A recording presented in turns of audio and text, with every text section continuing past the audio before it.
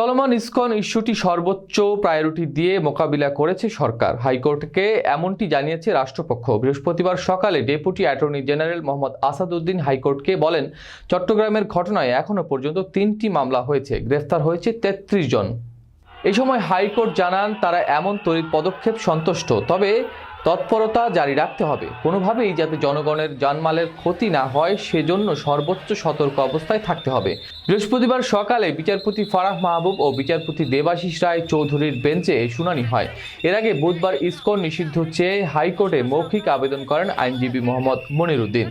Union express download করে কেনাকাটা করুন, কেনাকাটার লভ্যাংশ থেকে ক্যাশব্যাক বুঝে নিন। যার পরিপ্রেক্ষিতে রাষ্ট্রপক্ষের মতামত জানতে জরুরি ভিত্তিতে অ্যাটর্নি জেনারেলকে আদালতে ডেকে পাঠানো হয়। পরে ইসকন সম্পর্কে পূর্ণাঙ্গ রিপোর্ট দাখিল করতে বলেন হাইকোর্ট।